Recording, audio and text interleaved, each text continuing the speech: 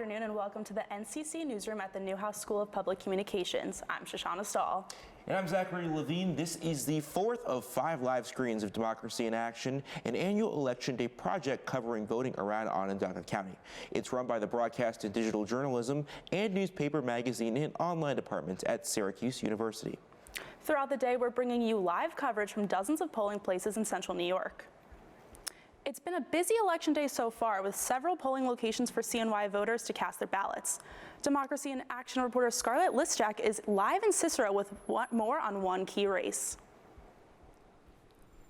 I'm here at the Believers Chapel in Cicero, where it's currently 42 degrees, but that hasn't stopped voters from heading to the polls tonight to cast their ballot.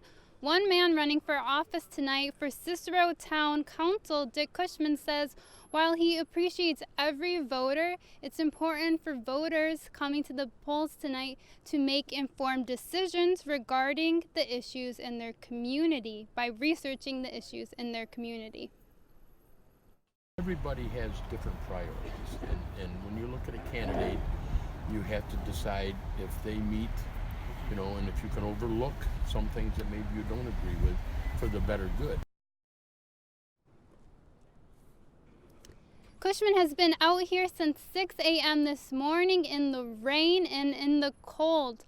However, he plans on staying here for the last 3 hours of voting. While Election Day is an annual event, there was a new change this year to the process here in New York. That new addition was early voting. The first ever state early elections took place from October 26th to November 3rd. However, Democracy in Action reporter Brandon Ross says that didn't stop people from sticking with the traditional way. It's finally here.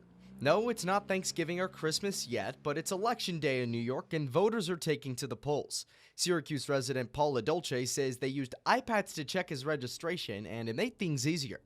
It was very easy. I liked it. Yeah, iPads. Very much into the 21st century. Probably took a couple minutes less. Now this year, Onondaga County residents had a different option. They had a 9-day early voting period that ran through this past Sunday. But even with that option on the table, some voters here in Onondaga County just felt it's better to vote on the day of. I like to wait to the last minute because you never know. The early voting I don't really like. Some people, maybe if they're going out of town, they don't want to miss voting. It would be a good convenience. But personally, you never know what happens on the last day before election. Unlike LaDolce, plenty of Onondaga County voters went to cast their ballots early. Roughly 3% of registered voters went in during the 9-day period. That's better than the rest of the state on average. Voting is ongoing for multiple county and Syracuse city positions. That includes county executive, county comptroller, county legislators, and Syracuse councilors at large. Polls are open until 9 p.m. Besides early voting, there was another new addition to Election Day this year. Onondaga County has said goodbye to the binders and hello to iPads to check voters in at polling locations. All voters have to do is check in with a poll worker who will type their name in and verify their information. From there, you sign the iPad and are all set to go to vote.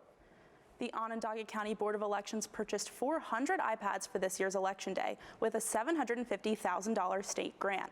County Elections Commissioner Dustin Zarney says the iPads not only save time for voters, but also money. The new technology cuts out the cost of printing the paper books, which cost between $10,000 and $30,000 a year.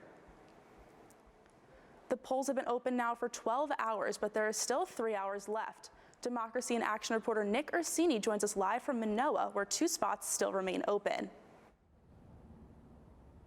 Yeah, it hasn't been the best day to come outside, but with only about 3 hours to go until the polls close, that still has not stopped some residents from getting their votes in. Outside the Manoa Municipal Building, where workers were not anticipating this constant flow of voters due to the early voting registration. The election supervisors said they've had 335 voters and counting, and that was about 5:30. There is another voting location about a quarter mile away, and that's the St. Mary's Parish Center. We went there twice, and there were not nearly as many cars in the parking lot both times we drove by.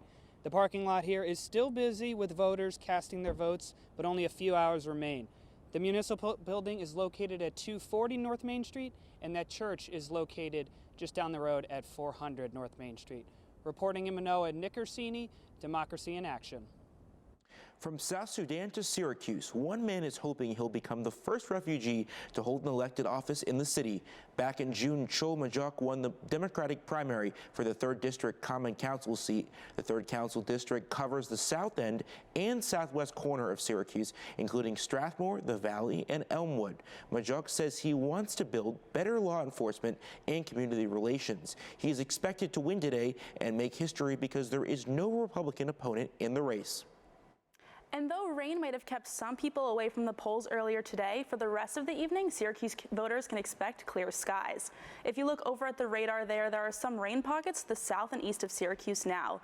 The radar is from roughly 3 hours ago, though, so storms have passed since then and are now over the city up near the Lake Champlain area. Temperatures will be dropping off into the 30s later tonight, but should remain in the low 40s until the polls close at 9. Flooding from last Thursday's storm is still affecting residents in Herkimer County. Communities along West Canada Creek are dealing with floodwaters that have closed. The water is so bad that it's actually having caused bridges and roads in the county to impact on voting today. The town of Fairfield's polling location has been moved from Corey Fire Station to the Fairfield Town Court. And there you can see that right there. Moving ahead, let's take a look at some tweets about the damage. This is from just 3 days ago. You can see the flooding that made its way from the West Canada Creek to the neighborhood of Middleville. Residents were warned to stay away from the roads like these.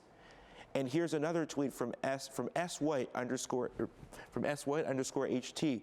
These pictures really illustrate why the polling location had to move, but not too far. The courthouse is only a 4-minute walk away from the town court. And last but not least, National Grid put out a tweet to keep residents up to date about power. You can reach out to them for updates by texting REG to 64743. Remember, polls close at 9 tonight, so take into account the weather and flood conditions. And if you're wondering where to access election results, it might be easier than you might think. Just search Onondaga County Board of Elections online. Be sure to click on ongov.net. Once there, find the tab labeled Election Results in the left-hand column. A drop-down menu will say Current Election Results, and that's what you'll want to select. This will direct you to then another website, select 2019 General Election. As you can see, nothing is there yet, but you should be able to view the results after the polls close tonight at 9. And that's all the time we have for the 4th Democracy in Action live stream today. From all of us at the Newhouse School, I'm Shoshana Stahl. And I'm Zachary Levine. Join us again for one more update from the polls at 8 tonight.